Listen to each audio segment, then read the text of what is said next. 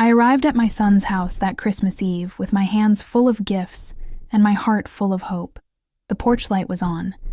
I could see the warm glow through the window, hear laughter inside. I knocked.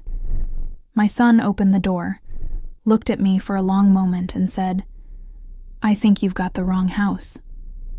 Then he closed it. Just like that. I stood there in the cold, the wrapped boxes slipping from my hands, and something inside me cracked open.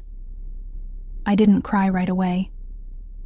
I just stood there, staring at that closed door, wondering how I'd become a stranger to the child I'd raised.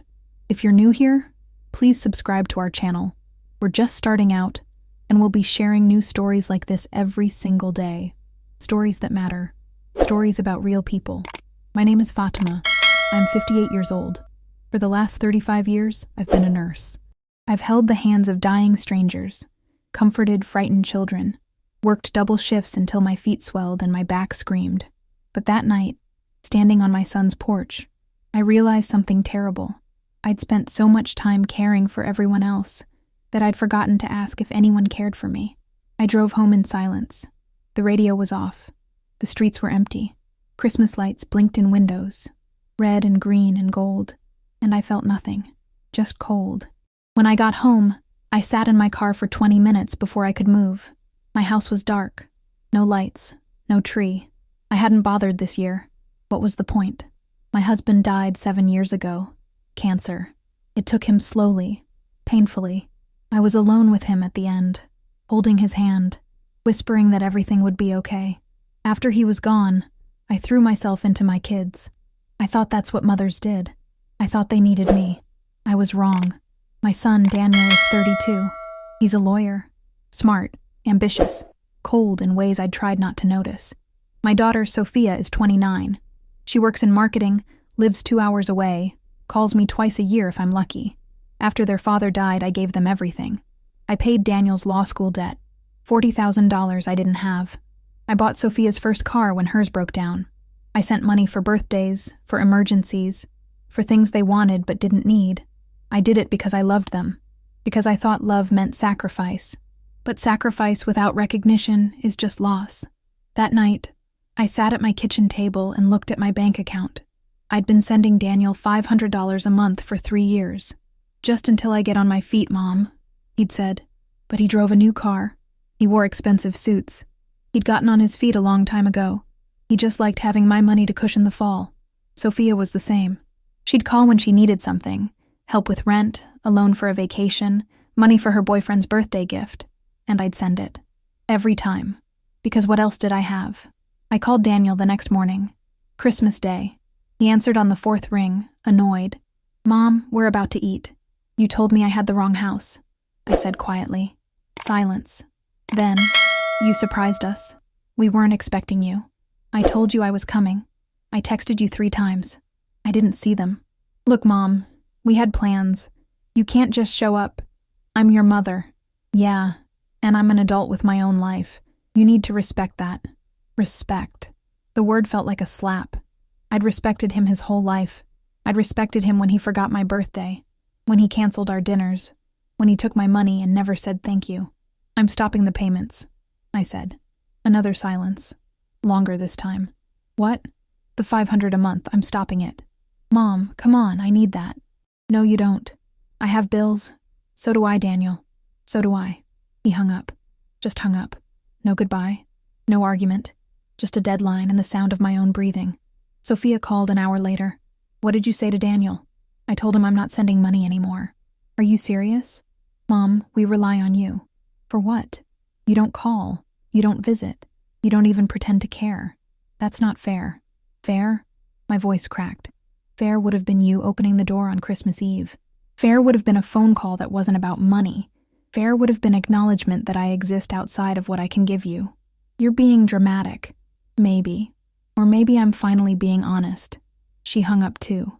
I sat there, the phone in my hand, and I felt something shift. Not grief, not anger, just clarity. Cold, sharp clarity.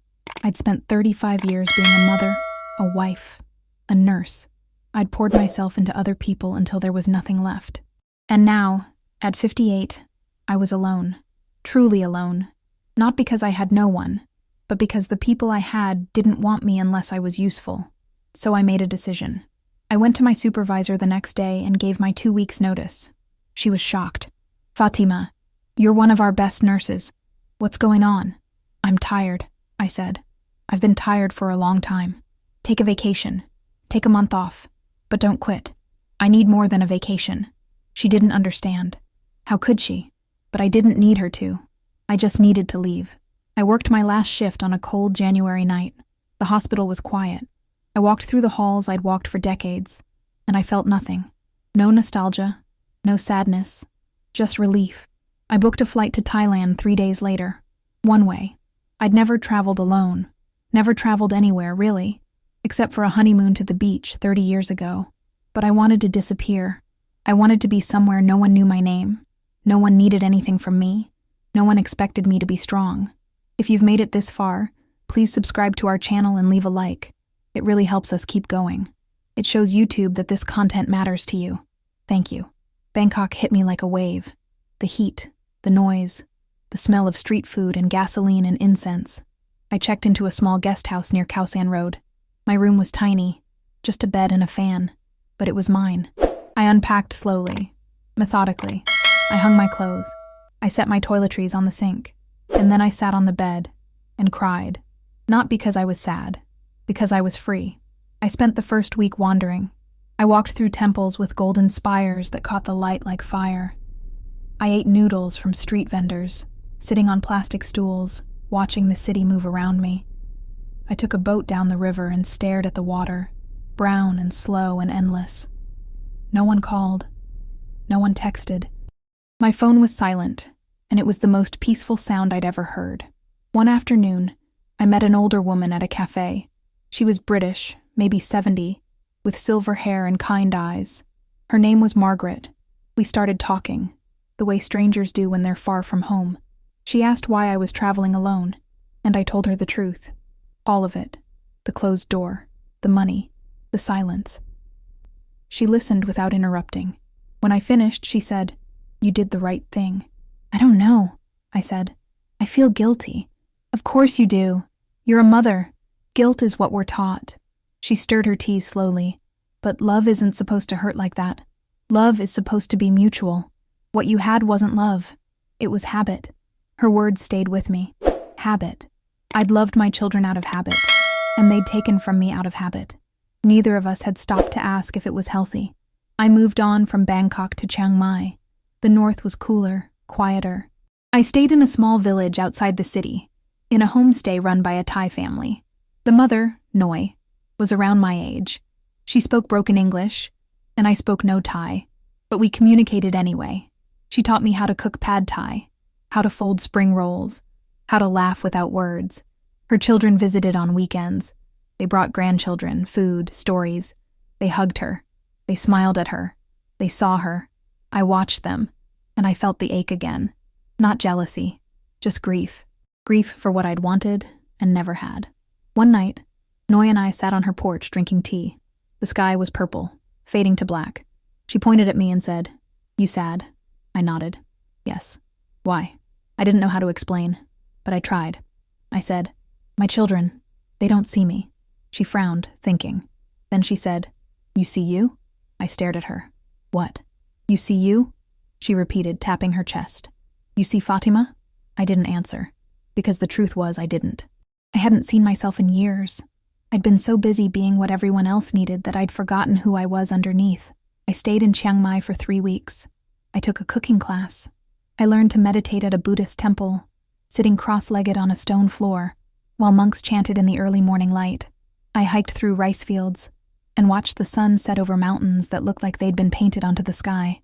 And slowly, quietly, I started to feel like a person again. Not a mother, not a nurse, just Fatima. But the guilt didn't leave. It followed me everywhere. At night, lying in bed, I'd think about my children. I'd wonder if I'd been too harsh, if I should call them, if I should apologize. The voice in my head was relentless. "You abandoned them. You're selfish. You're a bad mother." I almost believed it. Then I met a man named Aaron. He was a guide for a trekking group I joined. He was maybe 40, lean and weathered, with a quiet smile. We hiked for 2 days through the jungle, and on the second night, we sat around a fire. Someone asked him about his family. He said, "My mother died when I was young. My father raised me alone. That must have been hard," someone said. Arun shrugged. He did his best, but he was very strict, very hard. I thought he didn't love me. I was angry for a long time. "What changed?" I asked. He looked at me, the firelight flickering across his face. "I became a father, and I realized love is complicated. Sometimes people love you the only way they know how, and sometimes that's not enough, but it doesn't mean they didn't try." His words hit me like a stone. I'd tried so hard, but trying wasn't the same as succeeding, and maybe that was okay. Maybe I didn't have to be perfect. Maybe I just had to be honest. I left Thailand in March. I flew to Vietnam, then Cambodia, then Laos. I spent months moving from place to place, carrying everything I owned in a single backpack. I slept in hostels and guest houses, and once, on a train, leaning against a window while the countryside blurred past. I met people from everywhere: teachers, doctors, retirees, runaways. Everyone had a story. Everyone was looking for something. I realized I was looking for myself. In Laos, I volunteered at a small clinic in a rural village. They needed nurses, and I still had my skills. I worked for 2 weeks, treating infections, delivering babies, holding the hands of mothers who were scared and tired and brave. One woman, barely 20, gave birth to her first child in the middle of the night. She screamed and cried and gripped my hand so hard I thought my bones would break. But when the baby came, when she held him for the first time, she looked at me and smiled. And in that smile, I saw everything I'd been missing: joy. Pure, uncomplicated joy. I cried that night. Not because I was sad, because I'd forgotten what it felt like to be needed in a way that didn't hurt. By the time I reached Japan in June, I was different, lighter. The guilt was still there, but it was quieter now, like background noise I'd learned to ignore. I stayed in Kyoto, in a tiny apartment near a temple. Every morning I walked through the streets, past wooden houses and gardens with moss-covered stones. I drank tea in silence. I wrote in a journal I'd bought in Chiang Mai. I wrote about my marriage, my children, my life. I wrote about anger and grief and love and loss. And slowly, page by page, I started to forgive myself. One evening I got a message. It was from Sophia. Just 3 words. "Mom, are you okay?" I stared at the screen for a long time. Part of me wanted to ignore it. Part of me wanted to respond with anger, with all the hurt I'd been carrying. But instead I wrote, "I'm fine. I'm in Japan." She responded immediately. "Japan? Why?" "Because I needed to leave. Are you coming back?" I thought about it, really thought about it, and I realized I didn't know. I didn't know if I'd go back. I didn't know if I wanted to, but I knew one thing. I wasn't the same woman who'd stood on that porch on Christmas Eve. That woman was gone, and I didn't miss her. I wrote, "Eventually, but not yet." She didn't respond, and that was okay. I stayed in Japan for another month. I visited Hiroshima and stood in the Peace Park, staring at the monument to the children who died in the bombing. I read their stories, their letters, their drawings, and I thought about legacy, about what we leave behind. My children would remember me, but how? As the mother who gave too much? As the mother who left? Or as the mother who finally chose herself? I didn't know, but I was starting to believe it didn't matter, because I wasn't living for their memory anymore.